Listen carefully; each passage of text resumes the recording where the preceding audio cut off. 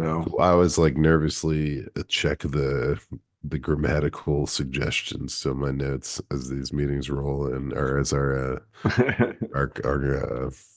as the recording starts. I'm like, oh yes, well, is that the right there? I've been on a tear of making myself look foolish speaking. God, I sound like an idiot the You've last few weeks, I feel like. yeah. I mean, I'm not gonna be like you do sound like an idiot, but I have noticed you making some hybrid words from time to time. The context clues are pretty heavy, so I think you're fine. Everyone's getting the message. I took a Lisa on your heart. I took a Lisa on your heart. Can I Lisa, Lisa Bart? Can I Lisa, Lisa Bart? Can I Lisa, Lisa Bart? Welcome back, everybody. We are Rough Draft Research. You are the audience, and together we are on a quest for Dynasty Domination. How's it going over there, Daniel? Oh, fine as can be, you know, just living, loving, Good. doing all the great things. Christian, man, what is your status? I'm good. I can't complain because we're here. This is the final episode Ooh, of the rookie tournament for 2024. So we've got the Elite Eight and we're going all the way down to the final for you guys. So we're talking about the big boys of the big boys oh, today. All the RJ in the fun names. charge. Arguably the names we should have already talked about, but we do it in reverse order for you because you've already heard these names. So now we're gonna get into them. But it's been exciting. This has been one of my favorite tournaments I think we've done. Yeah. Take AJ out and things just turn out to be great, you know? Oh Just no. just Rude. joking, just joking. No, this has been I was just thinking about it. You write these profiles, the Elite Eight, the Final Four, and you're like, oh man, it kind of feels like, common knowledge is being spread around at this point. Yeah. But Mm, those other, 58 guys, like, or 56 guys, is like you getting to know some of these guys that you yeah. never heard of. And it's awesome, man. It's awesome It's to evaluate these guys. And mhm. in 3 years, when one of them has a pop game and is like a waiver wire guy, you'll be like, Like, oh "Ah, yeah. yeah, I knew that, man." I knew that So, guy. Yep. No, should it's have a been blast. nice. The journey from getting to 64 down to one is always such a blast. Exactly what you're saying. You get to forces you to look at guys that like maybe would have slipped past your view a little bit sometimes, which is nice, especially for me. But without further ado, we're going to get into it. So we're going to start. There is one matchup left per division. So we're going to do each of the finals basically for the divisions. Then we'll get into the semifinals and then the last matchup. So we're going to start where we have been starting up at the top left on the west side of the bracket, where we've got the number one seed wide receiver out of Washington, Rome Odunze, going up against the two seed quarterback out of USC, Caleb Williams. Now, I'm going to try to not arbitrarily say, oh man, this was a really hard matchup, because of course it was. It's the Elite Eight. All these guys are super good. But this was tough. You've got the QB1 upside and then a wide receiver one upside. So how did you feel about this one? Where'd you go with this? I had to give it to Rome, you know what I mean? It was you I'm with know, you. it was definitely you have to kind of go with your gut and just Mhm. go with what makes sense conventionally for fantasy football, non-super flex on this tournament. So, Caleb, pretty cool, man. I really enjoyed kind of watching him. So he was fun. I'll just jump into my Caleb stuff if that's cool. Yeah. Because I'm 100% with you. Like you're saying, the fantasy upside for a wide receiver, especially right now in Dynasty, how they hit the ground running, I think can just push Rome almost by that alone. Because Yeah. you're almost going to get a quicker return. I mean, Caleb is going to be starting likely week one. So you're going to get a quick return on him as well. But these wide receivers can just hit the ground and become immediate, and they just go and go and go. And he's only not even 22 years old. So yeah, I'm with you. So if you want to get into Caleb Williams, I'm down because I think Rome moves on as well. Okay, cool. Yeah, I mean, and like you're saying, like in fantasy, single QB, super flex, whatever your format, not having to worry about the quarterback position is amazing. Like Mhm. when you're chasing QBs and you're like, oh, I guess I'll get Pickett, or you're picking up, I don't even know, you're like Sam counting on Gino Howell, or Sam Howell or whatever, or you're trading Puka Nakoa Desmond Ritter. for Desmond Ritter. Like it's not a good feeling. So to lock that in, if you need that, then I mean Caleb's your guy, man. I clicked on the first game of the year, 2023, and I'm like, gonna do the full gamut, watch all of his stuff, and it's against San Juan State. And there's sorry, there's this play, it cracks me up because it's so Caleb. Here we go. So the ball's on the 24-yard line. Caleb fumbles a bad snap. Then he goes to pick up the ball and runs into the running back trying to pick it up. Oh man, classic hijinks. It's looking like a complete disaster. He finally gets the ball off the ground, standing on his own 12-yard line, 12 yards behind the line of scrimmage, and he just immediately chucks the ball, sailed 50 yards to Taj Washington, who runs it another 40 for a touchdown. And and it's insane, man. Like Yeah. there's something about a guy who never gives up on a play and can actually pull it off, man. So he's always keeps his eyes downfield, no matter what's happening in the pocket. And he just trusts himself. He knows that like every play has a moment where he could turn it into, a super outcome. And he's got the arm, the quick throwing motion, the accuracy, and the guts to Hmm. pull it off. And it's crazy. So I mean, I don't know that I guess my whole analysis is on one play of Caleb Williams, but one thing that came about in that play was the fumbles, right? It's an issue. He's got 16 in 2023, 33 over 3 years. And believe it Tough. or not, there's a fumble compilation video out there of Caleb Williams, which is Nice. great. It's got like 277 views, which is right there where I want to be on my videos. So, um, but the thing with this fumbles it runs the whole gamut, man. It's like botch passes that are, and then there's strip sacks. There's, bad handoffs that he drops, snaps gone wrong. There's bad ball security on scrambles. It's like if you can fumble the ball anyway, Caleb's done it. So Hmm. you got to worry about ball security, but at the same time, I'm not going to say any weird names when I compare him to anybody, but he does have that ability to, in just a play, just a few seconds, turn around a game script Hmm. immediately. So you got to be excited about that. Yeah, absolutely. I mean, he's definitely part of that new breed of quarterback that kind of does it all, is mobile, but is able to throw on the run. And his off-platform throws and some of the arm angles that he throws with are absolutely insane. I mean, I won't say they're like Patrick Mahomes or anything, but like Whoa. there are Whoa. some pretty absurd ones.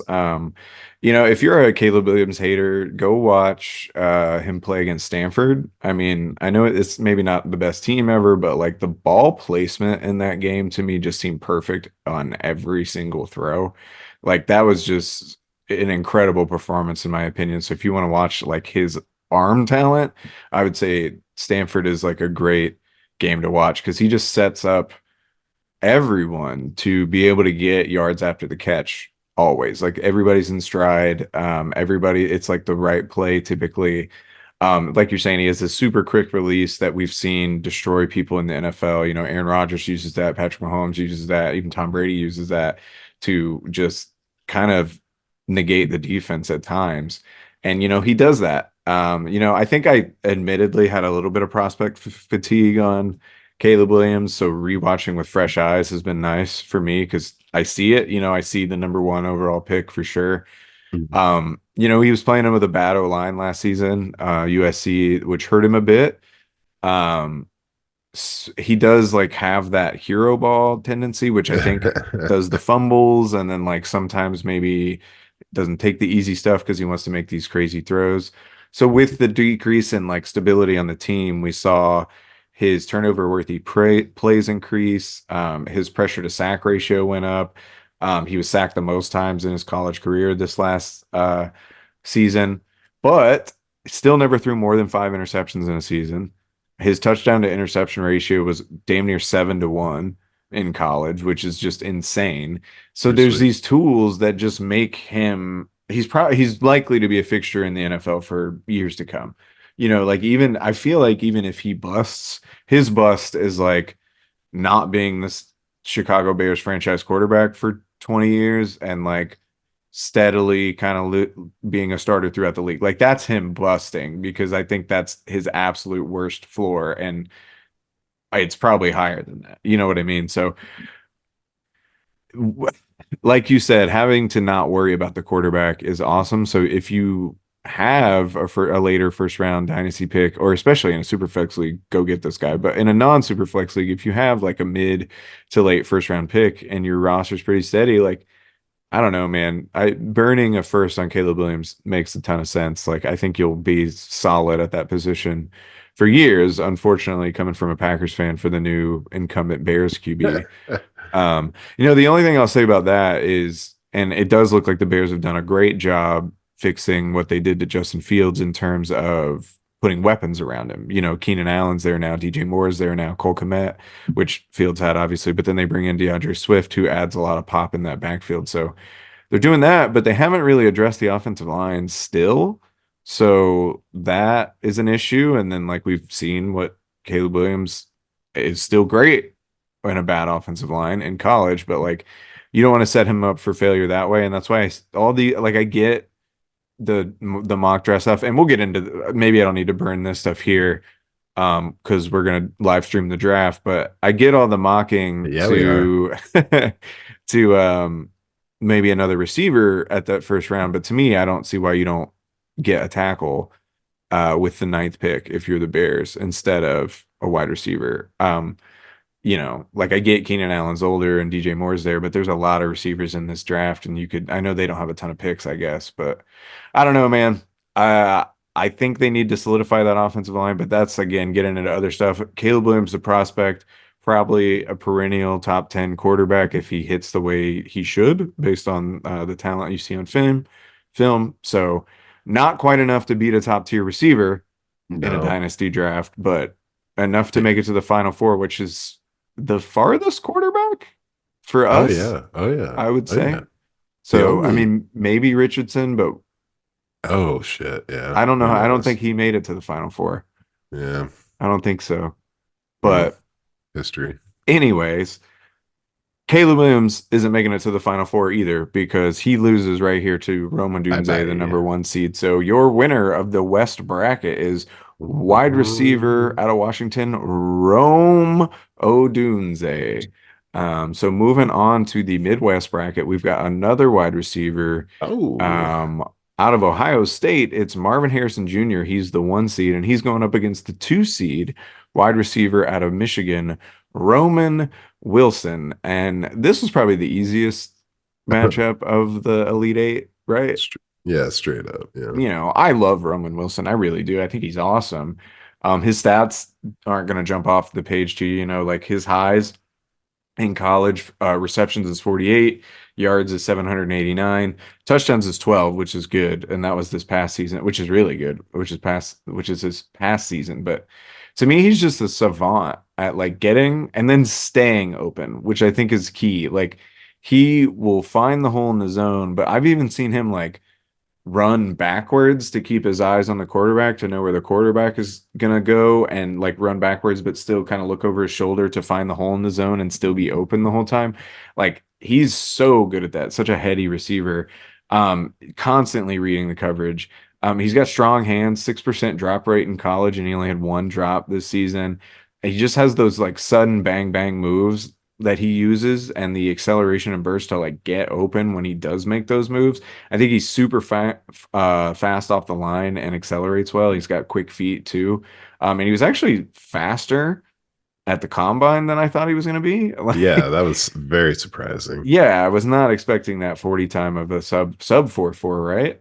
Yeah, 4.39. Yeah, Yeah. 4.39. So that was awesome. He also had a college dominator rating of 40%, which that's a Huh. newer one that I keep throwing out, but Yeah. it's the like amount of production that a player got for his position for their team. 40% of the production for Michigan's wide receivers. That puts him in the 82nd percentile for wide receivers, which is really, really good, especially for a smaller guy, which that's the one thing that's going to limit him, in the NFL, right? Is the size kind of makes him a slot receiver only, whereas that wasn't what he did, not only what he did in college. But that's not going to matter because he can play the slot so well and he gets open so fast. And he's the type of guy that like maybe it's not flashy, but it's like that Amon Ra St. Brown type where all of a sudden he has 27 points and you're in fantasy and you're like, what the hell? When did this happen? Because he's just, open 15 Catch, yards, catch, 20 catch. yards, 10 yards, 12 yards, like just Hmm. constant. And then, there's a touchdown. I think that could be kind of the trajectory for a guy like Roman Wilson is Amon-Ra St. Brown, like in the perfect scenario. I think that's what you're kind of looking for. And I think he can give that to you. Yeah, absolutely, man. We'll call him Amon Ross St. Lil Brown. But no, dude, yeah, I loved it. I mean, I really liked watching him. Exactly what you're saying, like his reliability and his like the way he synchronizes with the quarterback to not just be a first read, but to be the last read Hmm. type wide receiver is awesome.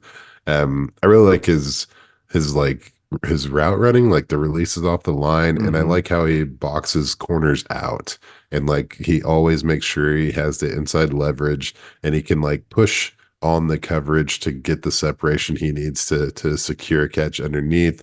And the catch point skills are really, really great, man. The timing, the hands, he does some good jumps and he just minimizes errors. So it's about the trust and Hmm. reliability. That's what made him a good wide receiver. And like you're saying, like the volume really is lacking for a guy with such high expectations. But I mean, you said 12 touchdowns last year. That was on 48 receptions, so 104. 25%. Yeah, and he's got 20 touchdowns on 107 catches throughout his career. So pretty awesome, man. I Yeah. mean, he was successful. I will say he had quite a few, about half of his touchdowns were red zone. And when you're playing with Blake Corum, it kind Mm. of gives you a bit of an edge on Yeah. getting those kind of, softer coverages. So we'll see if that has anything, a negative effect at all at the next level. But I don't know, man. I don't want to get too funky, too weird. I know we are going to talk about mocked positions during the live draft, but for all the people talking about Blake Corum and Jim Harbaugh, like, can we have one person talking about, like, what if Harbaugh just goes and gets Roman Wilson? Because this is exactly what that offense needs, and he Yeah. already knows how to make it work. So, Oh my gosh, Roman Wilson as a Charger would make him a first round, arguably, right? oh yeah, Like that would for be, sure. Especially if they go and get him at the 2.5 or whatever there. yeah, like an early second. Yeah, oh man, that would be awesome. But I'm yeah, I telling haven't you. heard that as much. I haven't heard that connection as much, and I No, think no. makes a But lot of sense. he's got like that almost like that Golden Tate in Hmm. the run heavy Seahawks type of like he can Yeah. block and he's physical, but he's also extremely reliable. So when you want to Hmm. change the pace up, it makes too much sense. But anyway, this is the Roman Wilson show. Welcome. Welcome back to the Roman Wilson podcast. No, no, I'm 100% with you. I would love that landing spot, and I think that would jack him up tremendously, actually. It'd be hard for me. I'm getting him a lot of second round mock drafts, and I don't think that would happen as much with that landing spot. But unfortunately, we don't know that yet. So he's going to lose to Marvin Harrison Jr., probably would lose regardless of landing spot. So we've got the one seed, Marvin Harrison Jr., claiming the top spot out of the Western bracket, while number two, Roman Wilson, stays back in the Elite Eight. So moving on to the Atlantic Championship, we've got the one seed, Brock Bowers, tight end out of Georgia, going up against the 11 seed, our lowest seed to make it this Uh-huh. far, Trey Benson, running back out of Florida State. Not super tough here. I think Brock Bowers takes this, right? Oh yeah, for sure. Okay. Definitely. But I mean, I don't know how you feel about Benson, dude. You've fallen in love. I don't know that I'd go that far on Benson. I do love I like Benson quite a bit. I think I've kind of tiered Benson, Brooks, and Wright into their own tier, and then Lloyd as a second tier, Okay, kind of after them. They just that have makes sense. those three guys just have such like tremendous upside traits, and Benson's is obvious. Like he's got that size to take a full workload at the NFL, but he's got the speed and athleticism to excel with a workload at the NFL. He never fumbled in college, so he's going to have that trust factor right out the gate. 124 total missed tackles forced Yeah. in college, which is more than I was thinking, and that makes sense because he only had 45 this year, but he had 79 last year. Huh. And he had a similar number of carries as well. So I don't know exactly kind of what happened between last year and this year, but 79 missed forced tackles would make him third in the tournament right now, for running backs. So like that would jack his elusivity rating up quite a bit. Um, and he just uses that athleticism to just make you pay. And you see it on his tape over and over and over and over again, these breakaway huge chunks of yardage because he just, as soon as you give him a little space, he's going to make you pay for it because he's got the speed to that top end speed and the body to be able to shrug off contact unless you really get a hit on him. And, there's questionable, oh, sorry, that breakaway yard is 54% of his yardage came away from breakaways, which is Wow. top five in the tournament. So, that's what I'm talking about here. I don't think he's as decisive or as smart. Smart sounds rude, but as heady of a runner as Brooks or Wright, personally. And I can put up a graphic of what I'm talking about. The vision is a little lacking. I sent a picture of it to you the other day. Sometimes Yeah. he avoids like massive holes to just Good call. bounce outside, and sometimes it works. That's what that athleticism is for. But is he always going to be the most athletic on the field when he gets to the NFL? Probably not. I mean, his RAS of 9.76 says maybe. But you know, I think he still has legit potential to help your roster. Just in terms of the other two, I like them a little better. He's the worst receiving grade, Benson is, out of the three of Brooks and Wright. He has three drops compared to Brooks's two and Wright's one. And they all have around 25 receptions, so they're all kind of getting the same amount of work. But on the flip side, he's one of the best pass blockers Yep. in the draft or in the tournament and the draft for a running back, and which is going to see him see the field more. But do you think it might limit his like PPR rookie viability? Like not having the For best sure. receiving grade come out and then being a great pass blocker. Um, so I think he's a home run swing that could pay off, and he's worth taking a chance on. But I think of the three, he's the one that I'm less good. Like I just have him as my third RB. I think I've kind of morphed, and we'll get into Brooks later. So I think it's Brooks, Wright, and then Benson for me. But his benefits outweigh his negatives for sure. Yeah, no, I'm with you on that. I think those that top three, top four ranking, I think I'm with you on that. But Benson, I don't know, man. I liked he had like his own kind of style, man. Like Hmm. we've seen the smooth and the fast and the powerful from this class. And he's kind of just unique to me. I like watching him. A lot of these guys, like you're saying, the vision, right, Hmm. isn't as good with Benson because a lot of guys make a decision and go. But with Benson, it's like he's climbing a ladder, you know? It's like it's not really a race for him. It's like stepwise running. Um, and I think sometimes it works out really well. It's cool to see him like make adjustments for every tackler and just kind of an awareness. I saw him like on one play, he stiffed arm a guy that was behind him, like catching him from behind. Hmm. And the guy runs a 4.39, so it's not like he's slow, Yeah, but just to that be aware. yeah, just to make so much processing is going on throughout every play for him. And it does add up to nice breakaway runs and everything. So I did like that about him. I didn't think he had like 100% awesome power at the line of scrimmage, which was kind of a Mhm. detractor, but um, I don't know. He's cool. He's all right, man. Definitely. If he's your third RB in the whole class, it's just a down year, I guess, but he still has some spark to him, and there's definitely potential. So, it is what it is. Definitely loses to Brock though, for sure. Yeah, I mean, Brock is just this like generational talent who we'll get into later. But yeah, Benson surely has this like tremendous upside where he could pay off big time in the NFL with these big touchdowns. I mean, he had 14 this season, and a lot of them were long.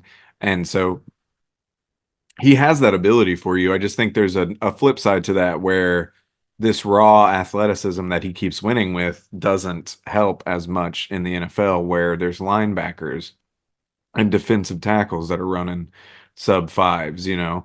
I know they're Hmm. not quite as fast as him, but it's I don't know. The athletes in the NFL can just kind of eliminate some of this sometimes. But he's got a lot of potential. But again, doesn't beat Brock Bowers. So we've got the number one seed moving on and claiming the title of Atlantic champion while Trey Benson stays down. So we've got our last matchup of the Elite Eight and our last division final, if you will. For the South, we've got the four seed Jonathan Brooks, running back out of Texas, up against the two seed Malik Neighbors, wide receiver out of LSU. This may be the first time that we haven't had a running back in the Final Four, Yeah. but I think that's the way we got to go, right? Oh, yeah, without a doubt, man. And it's kind of tough. And maybe there's a chance that November ACL injury is holding him back a little bit, Hmm. but it speaks volumes for him to have that injury and still be solidified as the RB1 in this class. And dude, Brooks, I'm telling you, how much fun did you have Oh yeah. watching this guy? He's like I call him a groove runner, Hmm. man. He just Hmm. gets in his groove. And man, he's just got such a feel for running lanes. And it's crazy. He's like he doesn't look to be exhausting his athleticism at all. He's just Hmm. like pacing himself with the Hmm. space available. And I mentioned it last week, but if guys aren't truly wrapping up, if the guys are trying to just like slow him down a little bit, his ability to just get a couple more yards on every Hmm. play for some guys that aren't wrapping up is pretty sweet, and I'm into that. Um, but I'm feeling like the word vision doesn't cover it on this guy. Mm. Like I don't know, it's just like fluid motion plus power, Hmm. agility, and then the long strides for him, it just looks next level with the white socks. I don't know. It looks like he's running on air, Billy man. White Shoes Johnson. It's insane. But I don't know, between the contact balance and his ability to like quickly blow through a hole and whatever happens in the open field is just Hmm. miraculous. So I don't know, man. Catching runs from the perimeter. He just cuts like a diamond, man. It's got just one gear, the disappear gear, and that's it. So I don't know what you want to say about the guy, but he's badass. I don't think I threw a stat out there, but go for it. No, I'm with you. I kind of spoiled it a little bit earlier, but my first note is like the more I watch him, the more I think I have to redo my running back rankings. Like I love Jalen Wright, but Brooks is just so stupid smooth. Like he's one of those guys that just makes everything look so easy that it's almost you almost forget how impressive what he's doing is sometimes because he doesn't, like you're saying, he doesn't look like he's putting in a lot of work. He's just doing it. The vision, like you're saying, it goes beyond that. It's almost like he's processing cuts ahead of time. Like he's like, Yeah. oh, I'm gonna juke this dude out, but then that dude's gonna be there. So I already need to be on the second like that's the kind of vision we're talking about. So it's very, very good. And a little peek behind the curtain for the bracket for our listeners, like we have a spreadsheet with all their stats on it, and green indicates top five in a good way, and red indicates bottom five in a stat. Brooks has no red in his ledger, um, at all. There's no red stats once, but he has seven stats that he's green. So seven stats for this tournament that he's the top five in, which is receptions. missed forced tackles, so like missed forced tackles while receiving, elusivity rating, pass block grade, receiving grade, rushing grade, reception yards, and yards per route run for running backs. So he just does everything so well. He has that technique that I was talking about that like Benson kind of lacks, where Benson's this athlete, Brooks is also an athlete, but he's just so technical with the way he runs that's how he wins a lot. And then the athleticism is kind of like a cherry on top bonus. Like you're talking about the cuts on a diamond, man, he bounce cuts too on an instant. Just changes position drastically. Like there was this run up against who was I? Oh, I thought I meant to take a note of it, and it looks like I forgot. I forget which game I was watching, but literally he goes to run and 2 feet in the ground, bounces all the way out to the left to just basically avoid the entire line because it got all blocked up. But as soon as he lands on the other side, he takes a step in to the right and makes the first tackler miss, then takes a step left, makes the second tackler miss, ends up getting 8 yards on a play that looked like it was bottled up from the very beginning. And it's just one of those smooth highlights that like isn't gonna make a super highlight reel because it was only like an 8, 9 yard run, but it's just one of those incredible runs that's gonna show why he ends up being great in the NFL. He's a two-way back, can receive, and run. He had 85 or 82 missed forced tackles in college, but to put it in perspective, he got 19 on 51 carries in his first 2 seasons. So that's Wow. first of all, didn't have a lot of carries in his first 2 seasons, so 82 may not sound like a lot, but he's only had one season where he's been the guy. And usually I would knock people for that, but he was sitting behind Bijan. So, sometimes you just have to. And like you're saying, the injury, that sucks, but he's supposed to be healthy. So if he's healthy, sign me up as like he's a top 6 rookie pick to me. Yeah, I'd say so. I mean, come on, like this is America. This is fantasy football. We're gonna have a running back in the top half of a rookie draft. I don't give a shit if How he's bad the RB got class yeah, is, right. like we need Got these Elmer's guys. on the Mhm. ACL. It's good. We're gonna put him in there. You're gonna start him week 1. Who gives a shit? We're rolling. Exactly, especially if he goes to the Cowboys. Holy cow. Pff, But unfortunately, not enough to beat Malik Neighbors. So, sorry, dude. four seed Jonathan Brooks going down, and 2 seed Malik Neighbors moving on to the final four. So, no running backs make it to the final four. Uh, but we've got 3 wide receivers and 1 tight end who are in our Uh-huh. final four, and that makes sense in such a wide receiver heavy class.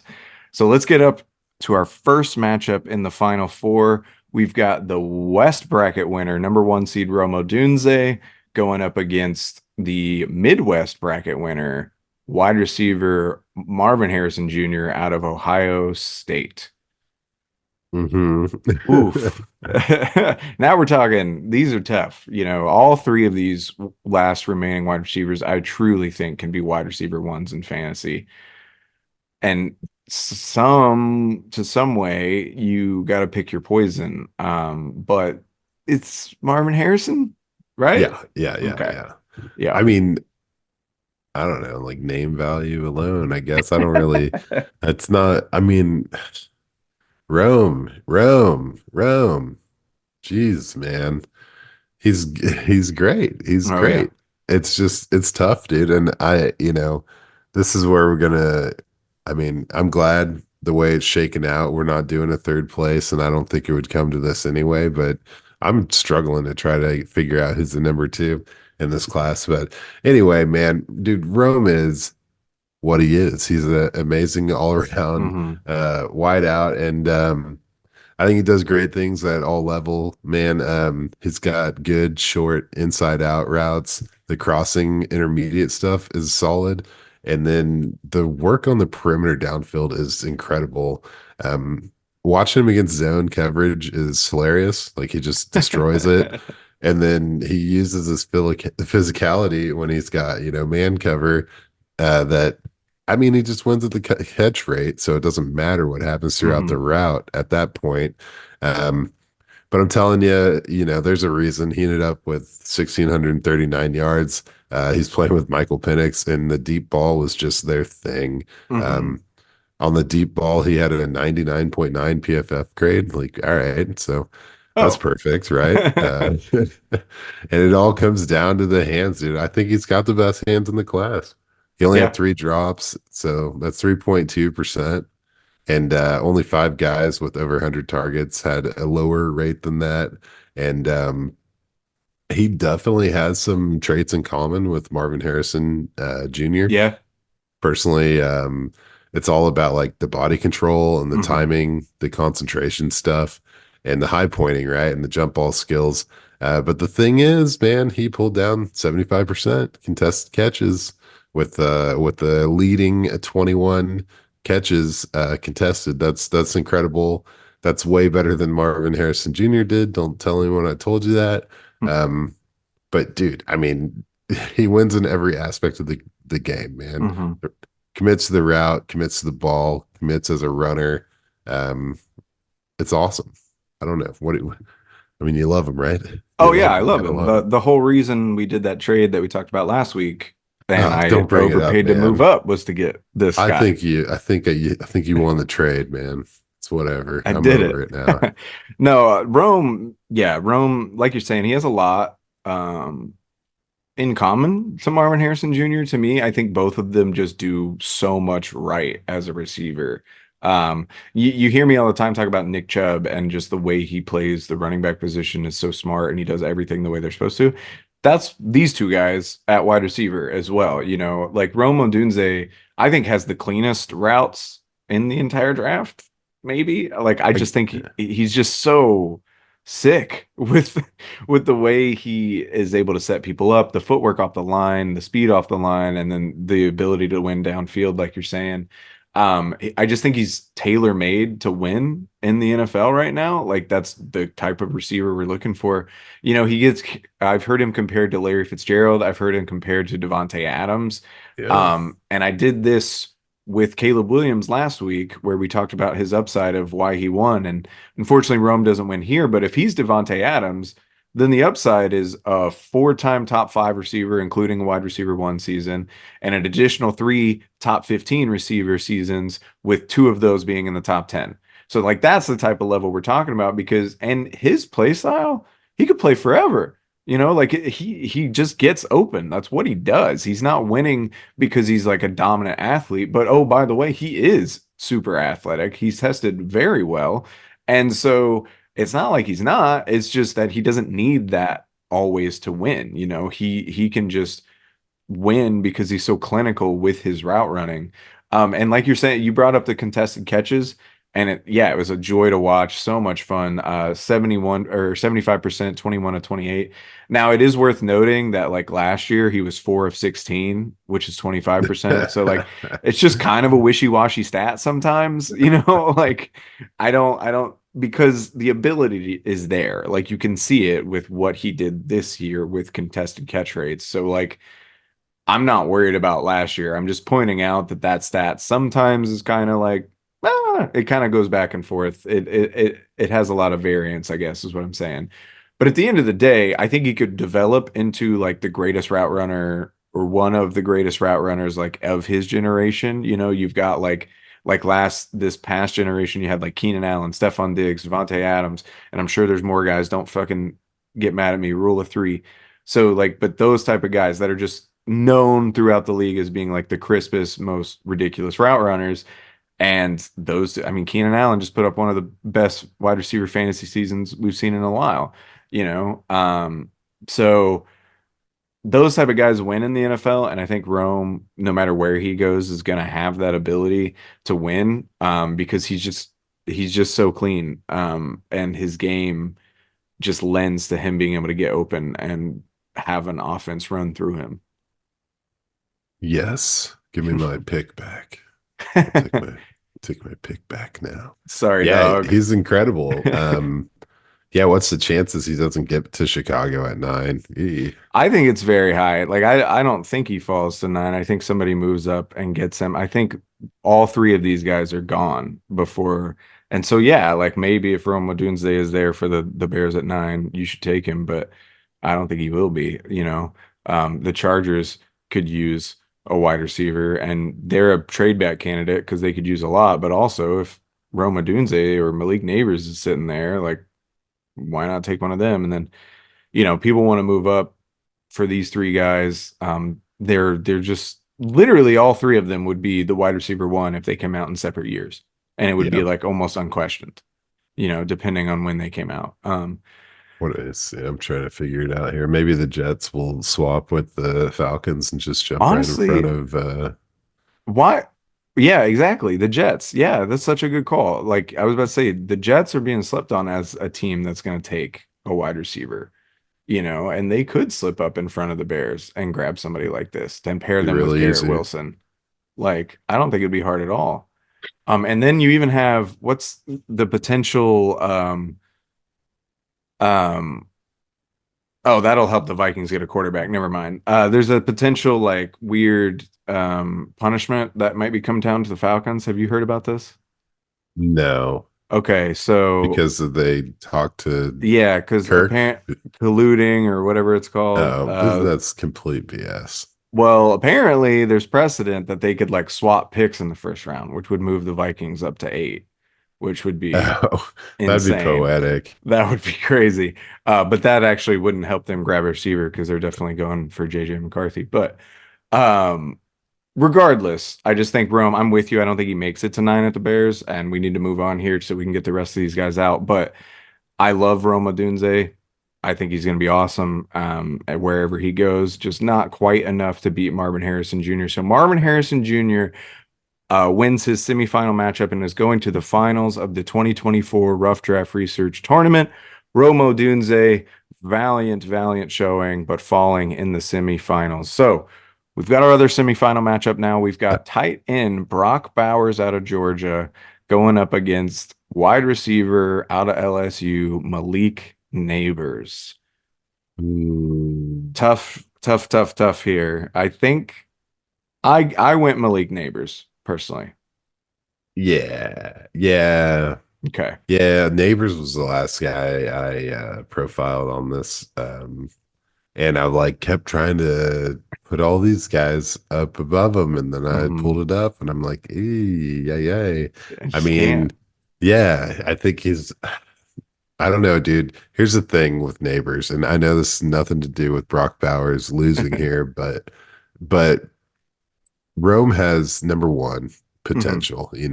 He could hmm be an X, obviously. Marvin Harrison Jr., like, we don't even have to have that conversation. We know. The Neighbors, I don't know. Does he have that like number one in his skill set? I think so, Okay. All right. personally. Yeah, I think he's awesome. I think he's a phenomenal player. That was why I made that trade with you, is because I didn't want to have to choose between Malik Neighbors and Roma Dunze because that would have been really hard to me. I think they're different. Um, I do think they're But he's not different. like a true X, right? Like, Mm, I don't know. I mean, he's a little smaller, but like he has just this he has a different way of getting open with this like explosiveness, and he has just maybe he's not as consistent of an X, but like I don't know, man. Like his route running's looser than these other guys, but I don't think yeah. it's bad. Okay. He's also only 20. Yeah, Like he's that's not true. even 21 yet. So like he can develop that. And I just think the traits that he just reminds me of Jamar Chase. And maybe that's the fucking LSU connection and maybe I'm just a simpleton, but Nah, like I it's just OBJ, dude. okay, so maybe OBJ, Dude's wearing purple. but it's just, well, yeah, I guess they're all the same. But just know, like this athletic, just insane ability to like catch the ball and then just eat up 15 yards and then just like the missed tackles force and everything. Like maybe he has more ways you can take him out, or like maybe he's a little more frustrating. Sometimes Jamar Chase has those like down weeks where I think Rome and Marvin Harrison are more like consistent. In fact, I have a little stat for that later when we get in to Neighbors and Harrison. So Not to All spend the right. whole Brock Bowers conversation talking on Neighbors, so I'll get into that in a bit. But I do love Neighbors. I think he can be a one and an X for sure. I think he can. It depends on where he goes, but I think he can. But getting into Okay. Brock Bowers, Yeah, we'll pause the neighbors thing, I pause guess. the Neighbors. He finally loses, right? And we haven't talked a lot about him because he kept winning. And it Right. was always like, oh yeah, Brock Bowers is awesome. Let's just move on. And there's no shame in a Final Four showing for a tight end, obviously. For sure. So what makes him special? If you've been listening to this tournament and you were the only people you listen to, which don't do that. Hey, I mean, yeah, you're That'd be plugged in. awesome. Thank you, but don't do that. You're smoking it. Uh, You nailed it. But so he's a little undersized, but he plays the position so effectively and so smartly that it like doesn't seem to matter. He has this blazing speed for a tight end, 4.48 is what they have him at, and that's 98th percentile for No tight deal. ends, which is crazy. Mhm. Elite production for a tight end in all 3 seasons throughout college. 713 yards is his low for a tight end. That's crazy in college. Pretty Six good. touchdowns, and that was his freshman year. That's his low as well. His biggest weakness is his size. And to me, one of his biggest strengths kind of already negates that weakness because he has this crazy, unique ability to me to just avoid contact at all times. Like people try to chip him, he just slips around him. He just can manipulate his body in a way to get around. Like he doesn't get jammed up over the middle of the field, which is excellent for a tight end. That's something Travis Kelce's super good at is never getting clogged and always being open. So he's super good at doing that. He's very good at slipping around people, slipping through coverage, avoiding tackles. He had 18 forced missed tackles as a receiver, which would put him fifth among wide receivers in this Yeah, buddy. class. So we're talking a super shifty runner at the tight end. And so to me, like, yeah, he's not as strong. Maybe you could chip him. Maybe you could knock him off, whatever. Or not that he's not strong. Sorry, he's not as big. So maybe you could knock him off or whatever. But his just unique ability to avoid that kind of negates that as a serious problem to me. He's not the best blocker ever, but again, I think that's due to his size, not his ability, because he's pretty good blocker. Just sometimes people are bigger than him and can kind of like get around him or whatever. But if he's able to bulk up and not lose any of his other traits, I think he could be a really great blocker. You know Yeah, what I mean? fuck Um, that. Give him the but ball. I think he has elite hands. Obviously, he had Yeah, the one-handed snag against Auburn that he had was just one of those classic like, oh, this dude's for real kind of catches.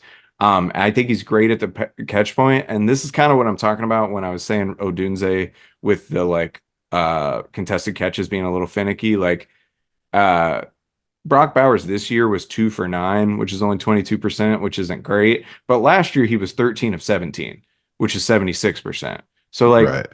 sometimes that just bounces and he has that ability to do it as well. His career contested catch percentage is 59. So that's good. 60, you're talking about a 50-50 ball, and now we're talking about a 60-40 ball. So that's going to be awesome. And his ability to like be a different type of weapon for an offense is going to be awesome if he lands in the right spot. Like I've seen Indianapolis as a landing spot. I've seen Chicago as a landing spot. I've seen the Jets as a landing spot. They all have their varying ups and downs, but if he goes to a creative offense with a quarterback that can distribute, watch out.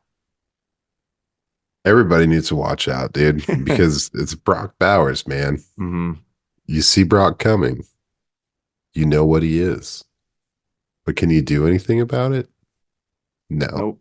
No. Absolutely not, dude. And he's slotting in perfectly. This is his time. He's gonna carry the torch of these young tight ends just coming in the league and hmm making shit happen. It's gonna be amazing. And here's the deal, okay? We're talking about awesome guys: Rome Odunze, Marvin Harrison Jr., Malik Neighbors. Man, these guys really are elite, even though they're our final four. But none of these guys were day one from the word go, making it happen like Brock Bowers did, man.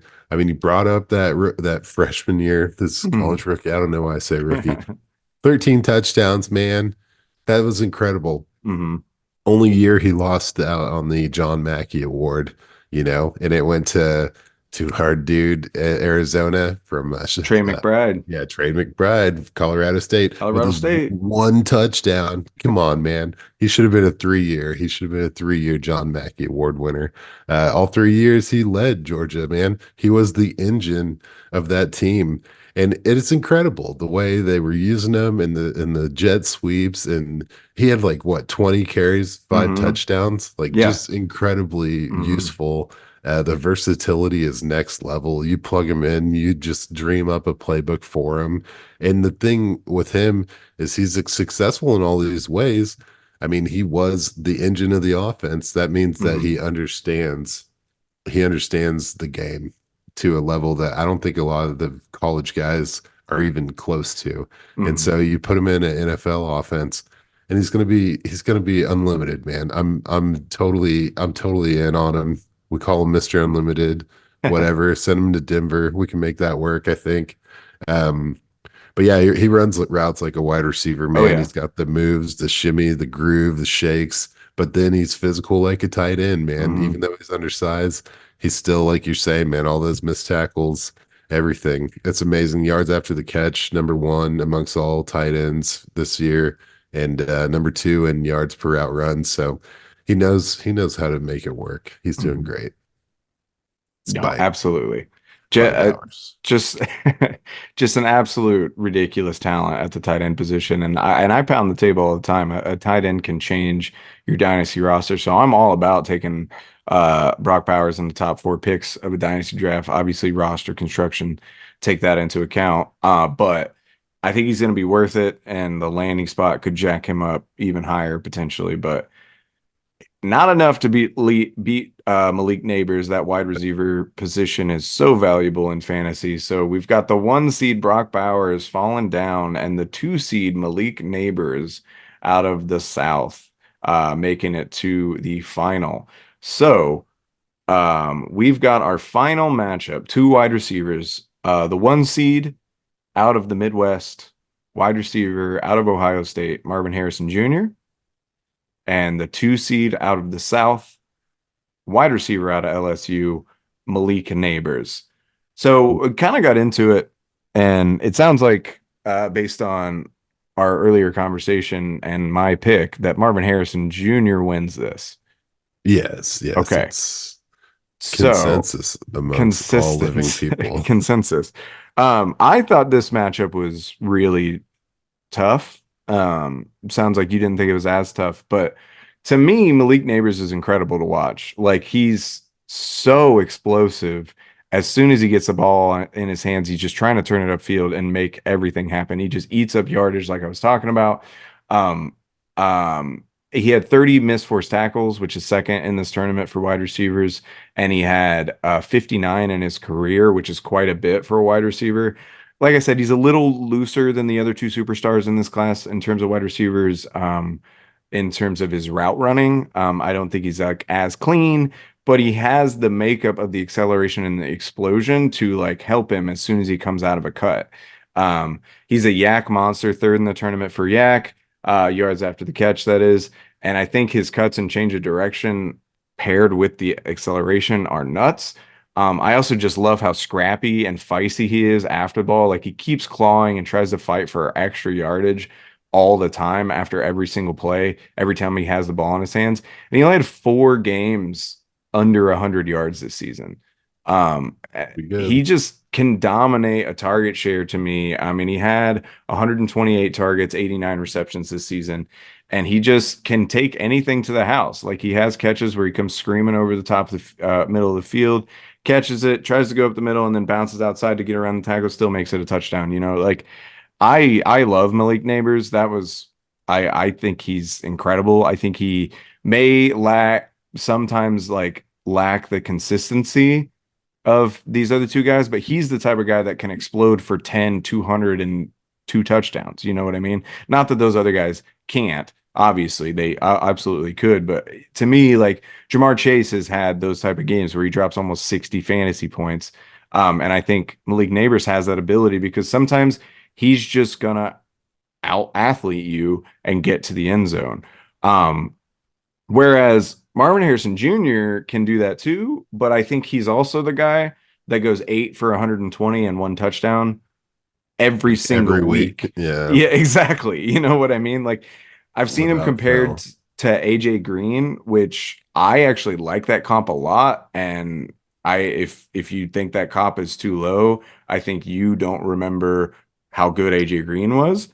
Yeah, he was Um, a beast, dude. I so mean, like, but he wasn't the supreme athlete. He wasn't this like crazy explosive player that could just run you off the line, but he was just such a dominant receiver in terms of playing the game, the nuances of the game. And that's what Marvin Harrison Jr. does. It's almost like he had a Hall of Fame receiver teaching him from when he was a young kid or something. It's crazy. that He doesn't make runs sense. he runs routes in so many different with so many different tools in his arsenal. He has the wiggle to make people miss off the line. He has those one step and toast cuts where just one bang, you're done. You're already beat. It's over. Just move on to the next play. Like that type of stuff. Just the absolutely spiciest footwork of anybody I've seen in a while, I think. And also, I think one of his best attributes is just he seems to just absolutely disregard contact whatsoever sometimes. Like it doesn't matter if he's avoiding it or playing through it or contested catches, like it doesn't seem to matter. People like literally there's plays where people are holding him as he's trying to break out of his cuts and he just like shrugs them off, does this little shoulder move all the time to get away from him and it doesn't affect his play on the ball, his concentration and his body control to move to the ball is just out of this world Oh honestly. yeah. And that's why he takes it. Is it seems like nothing could go wrong enough to stop Marvin Harrison Jr. from having a good game, whereas sometimes I think like Malik Neighbors could. Sure. Sure. Okay, I'm with you on that. I mean, to me, these are two completely different wide receivers. I They mean, are very different. when you look at Marvin Harrison Jr., you have everything. It's just like you made a wide receiver in a lab, even Yeah. sprinkled in some genetics and stuff. And he's got just completely natural hands, and he goes up for a ball and he just comes down with it. It's Hmm. crazy. The contested numbers didn't really give him justice, and that's fine. Um, but his way of adjusting the ball and like catching balls outside of his frame and balls that were thrown behind him, Oh my it's gosh. it's just incredible. It's like, yeah, it's cheating, dude. Yeah, sorry, you just that was a point I wanted to make. The ability to, because I don't think the quarterback play at Ohio State was the best this past season. But the ability to for Marvin Harrison Jr. to literally like catch something that's behind him and it not break his stride or his like his running at all is bananas. Like it's every single time he's just like, oh yeah, give me that. And then I'll just keep moving forward. Like it doesn't affect him whatsoever. Right. The top half and the bottom half were independent, man. It's that body control and that Yeah. concentration. Hmm. It was spectacular, man. And like you're saying with the route running, I mean, he wasn't necessarily supreme separator. Hmm. But the way he runs his routes, it's insane. I'd say, I mean, probably it's clearly next level for college. I'd say he's probably in the top 10 Hmm. argument next year as a pro. Um, and the double moves and the little shimmy steps, it's all good, but my favorite thing about him and his routes is the way he uses the horizontal width of the field, and he takes like unconventional paths Hmm. upfield in a way that allows him to lose tight coverage, even if he isn't going to outrun a guy or doesn't need to because of the way he catches. He's still like he's not running the same path twice. He's not running Yeah. routes like you see on a route Hmm. tree. Like he's doing his own thing and it's Hmm. calculated and it's very impressive. And then when all else fails, dude, he's like you're saying, he's so physical that it doesn't matter, double Hmm. coverage. None of it matters, especially when it comes to the red zone. 20% of his catches were scores in his complete college career. Like it didn't matter. You could see him kind of, going off the gas a little bit this last year. He wasn't pushing it super hard, which is whatever. That's fine. Hmm. But when it came to the red zone, he wasn't compromising. There's so many Buckeye games where it's like, boom, like Marvin Harrison Jr. touchdown, like they could turn a 3-play drive into a score, no problem, just Mhm. being sure-handed in the end zone and be able to get a jump ball, and that's going to be next level, man, next level. Whereas Malik Neighbors is just like he's like the every down guy. He's not I'd say Marvin Harrison Jr. strikes me as like the break glass in case of emergency, or like the trump card, Mhm. whereas Malik Neighbors is like the every down kind of wide receiver. Like he's gritty. He goes out and he makes a play every play. Like you're Mhm. saying, 10 for 200 instead of 8 for Mhm. 120. Um, because he's not taking what the defense is giving him. He's going where he wants. He knows where he wants to be and he knows what he Mhm. wants to do. And he puts so much effort into every route, at every catch, and as a runner on every play, that he's just breaking tackles left and right Mhm. and fighting upfield. And you just don't see guys like playing like that. He's got such a high output level as far as his Mhm. effort and his energy, and it doesn't wane at all. So a guy that can play that intensely throughout, an entire game, Mhm. it's next level, man. And everything's going to run through him. He gets, I don't know. Sorry, don't slap me through the screen, but I get like a weird Tyreek energy from Mm. him just Okay. because of like that pure intensity and Mhm. just the aggressive nature of like it's almost like he's the only person on the football field. You know what I mean? Like Yeah. those guys give me that weird intense vibe where they just want to be successful at all cost and they don't really care what anyone else is doing. They know what they want to be doing and they're going to get out there and make it happen. But I don't know, man. There's some good games. I like the Texas A&M game where he Oh really yeah. showed a good balance. You like that one? Yeah. He slaughtered Texas A&M, man. And it wasn't even one of his Mhm. best games. It No, it was just wasn't. like Numbers wise, no, but he just made them look silly. it was That was awesome, man.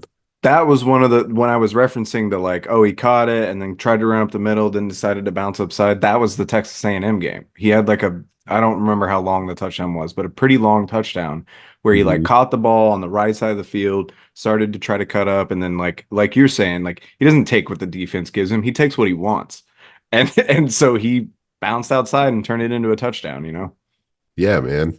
Yeah, I was like, yeah, basically that play I described it as like trying to make them earn a tackle and Hmm. it resulted in 6 points. Yeah. So, but then in that same game he also had one deep where he caught a pass in the end zone, Hmm. so he's the guy that can run after the catch, he can go deep and catch in the end zone. It doesn't matter where he gets the ball on the field, he's going to make the most of it. And yeah, underrated speed. I was not expecting the 4.35 at the pro day, which Yeah. we'll call it 4.4, I guess. Yeah. Um, but yeah, man, they I have one knock on him. Okay. Yes, I thought he struggled catching the ball outside of his frame. Okay. And I watched a ton of his film, and it's like he wanted everything in his hip pocket. He Hmm. wanted everything like below the nips. It Hmm. was, and then when you see, he definitely has some great plays where he extends for a catch above his Hmm. head, but more likely than not, he's not gonna reach outside his frame to pull a ball in. He'll let the ball come to him, and I do worry about that a little bit at the next level. I think he can overcome that. It was Yeah. just kind of a weird style thing. Hmm. And I also want to give him props for having not just one productive year. We're seeing so many of these guys just blow up this Yeah. past year. Hmm. 2022 saw 1,000 yards on 72 catches. The touchdowns were way down compared to where he's at this past year with Hmm. 14. It was only three, I believe, but Hmm. he still can produce consistently. So it's nice to see that. Yeah. No, absolutely. The uplift of Jaden Daniels helped him with those touchdown numbers and just kind of helped the offense more. Mhm. And hopefully, maybe what you're saying is if he gets shackled with a bad quarterback, I know like a lot of landing spots have him and Daniel Jones together. That seems not great in terms of like him not reaching outside himself because he needs somebody to place the ball right where it needs to go. But I'm with you. I think he can overcome that, and he's so Well, tremendously talented. the thing is, and this is the thing that really got me, and I've just watched too much of his film, I think. But he would move, like he adjusted to the ball to catch it in a comfortable way. You Mm. know what I mean? Like if it was a poor throw, he would adjust to it, but instead of reaching, he would just like move where he needed Find to a way to be to make it a catch it in body his, catch. yeah, in Yeah, his way. And gotcha. it was just I don't know. It was just kind of a weird, and maybe that's like how he kept his momentum going, Hmm. and balance and everything. It's wildly successful, but Yeah, yeah, as I'm absolutely. watching him against, Adunze and Harrison Jr., I'm like, oh, this is something that is characteristic of him, good or Gotcha. bad, just a Yeah, little just different. different. Yeah. No, I'm with you. Yeah, they're very different in terms of how they want to attack and what they want to do. But I think all three of these guys, but specifically these two guys, are definitely wide receiver ones. Oh yeah. Locked and load. I think all three of these guys, again, you can just take and know, okay, I've got a wide receiver one for the next 5 to 10 years, depending on how their career goes. But Yeah. unfortunately, Don't trade out of the third pick. Got it. yeah, I wouldn't have if I were you, but I'm glad I did trade in. But we've got our champion finally. So we've got the 2 seed Malik Neighbors falling in the final, but our champion of the Rough Draft Research 2024 Dynasty Rookie Tournament, after talking all season about no nepotism being had, is Marvin Harrison Jr., wide receiver out of Ohio State. Such a Buckeyes, great baby. class.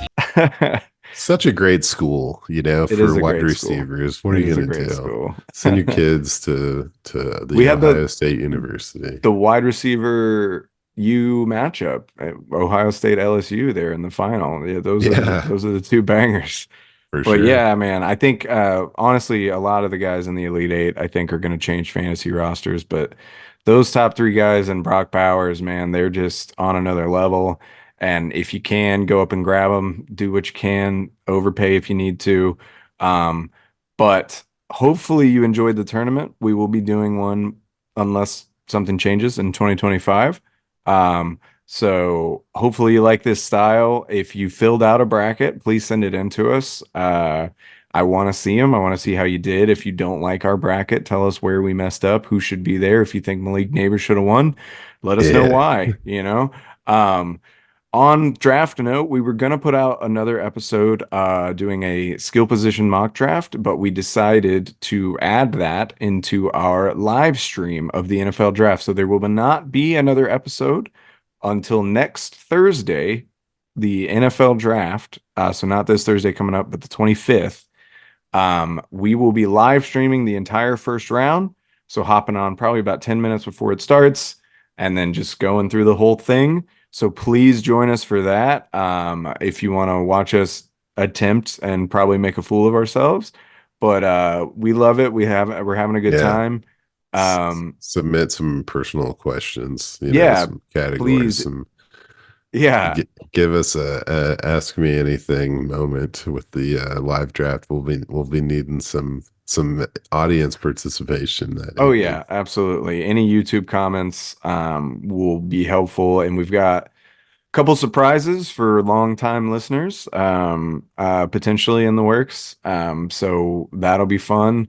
But please, please, please join us. We're going to be going through everybody, not just the fantasy guys. So you'll get to learn a little bit about the first round picks, see who your team picks and everything. And we'll have a lot of fun along the way. So bring your beers, bring your draft Hmm. notes, bring your enthusiasm. But until then, we've been Rough Draft Research. You've been the audience, and we'll see you at the NFL draft. Hell yeah, let's do it.